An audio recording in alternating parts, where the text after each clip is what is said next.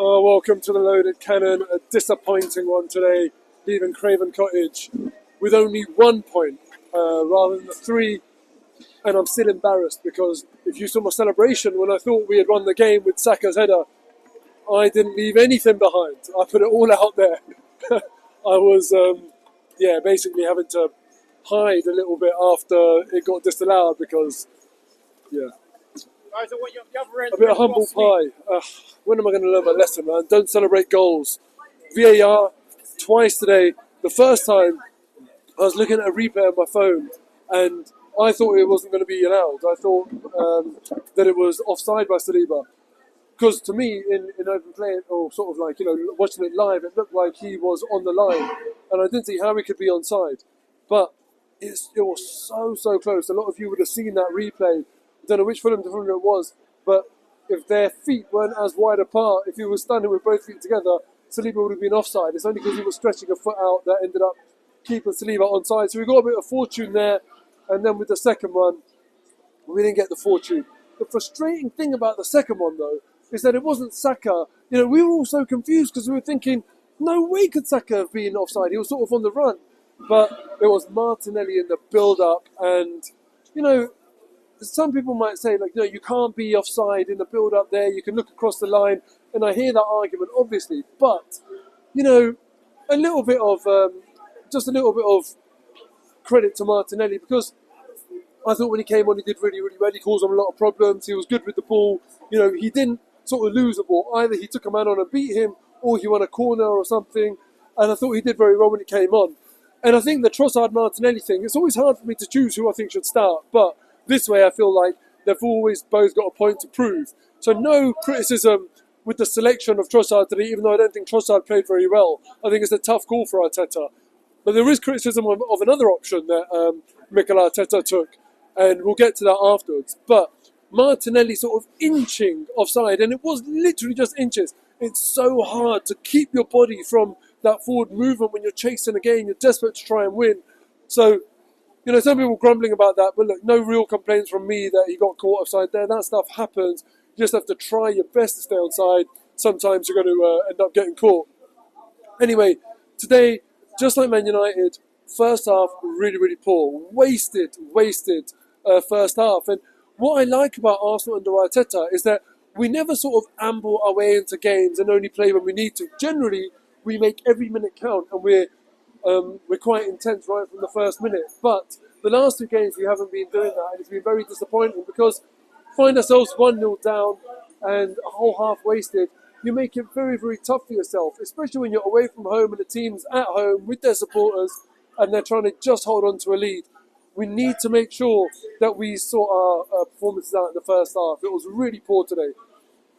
The one thing that I said where I would give Arteta some criticism today is what he was doing with Thomas Partey right back and Timber inverted from the left, who barely spent any time left back. It was always in the middle of the pitch. For me, it didn't work. I mean, I know he's always got this tendency to make the left back the one that inverts and comes in the middle of the pitch. But especially when Thomas Partey is not a right back and he's playing right back, today, can't he be the one that inverts? And if he's inverting, then he finds himself in his natural position more often than not. If Partey spent as much time as Timber did in the middle because we were doing the invert on the right instead of the left, then Thomas Partey is in his natural position for a lot of the game. That would make a lot more sense to me. Thomas Partey is not a right back. For me, it didn't work. Timber spending so much time inside, that didn't work.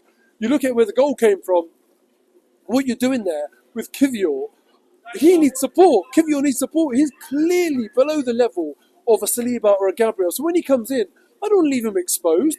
And Raul Jimenez obviously has done the sensible thing. He said to himself, who do I want to be on today? Do I want to be on Saliba or do I want to be on Jakub Kivior? Clearly the answer is Kivior. And then when you've got your left back, who's next to Kivior, moving away from Kivior, not giving him that cover, now Kivior's got a decision to make. How far out do I go?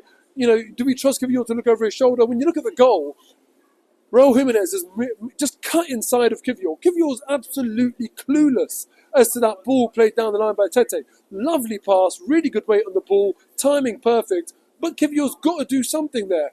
Either you sort of commit to intercepting that ball. He didn't do that. He was in no man's land, and he just thought Saliba will get there. Now, the thing is with Saliba, he's so good.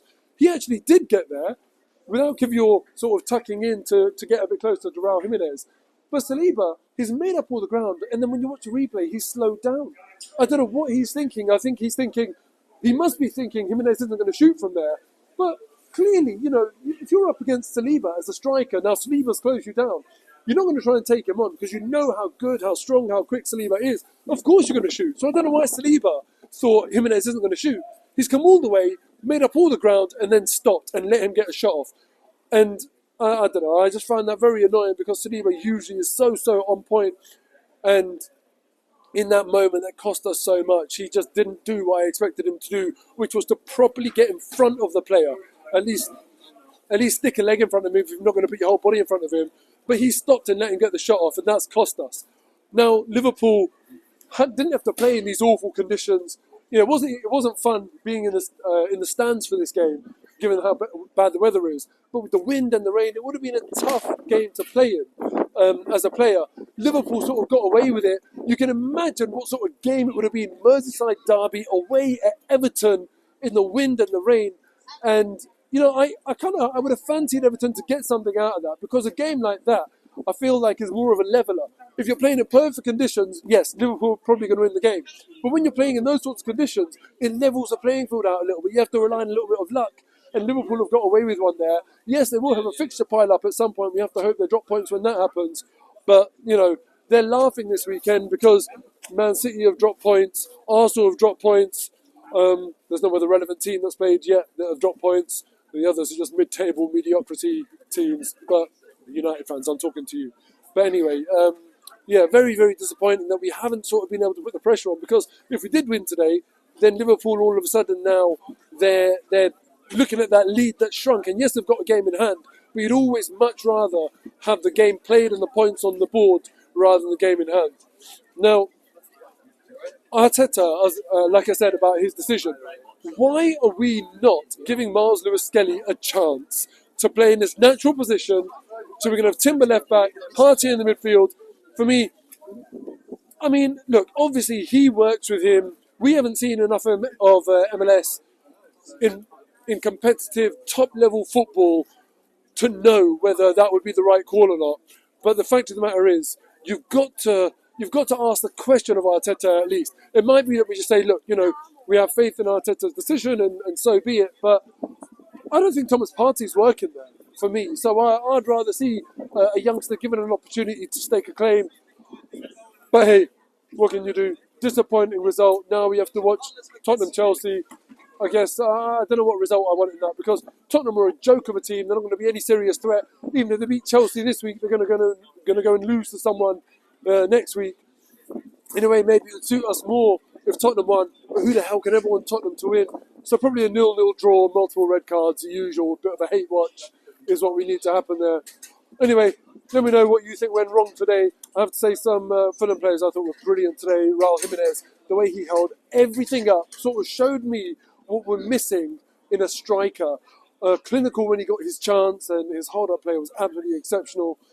But, we didn't have that today. I don't think we had a forward option today that really cut the mustard for us. Thomas Partey had a headed chance, missed that. I feel like he's been doing that a lot. It's not the first one in recent weeks that he's missed. But anyway, it is what it is. Hopefully, next game we go and win that. It's Monaco in the Champions League in the week. Need to go and make sure we win that. I pointed out before that if we can go and not need a result in the last Champions League game of this new phase, then we can have a rest ahead of Man City, and that's going to be a massive game as well now. Disappointing day. Take care. See you next time.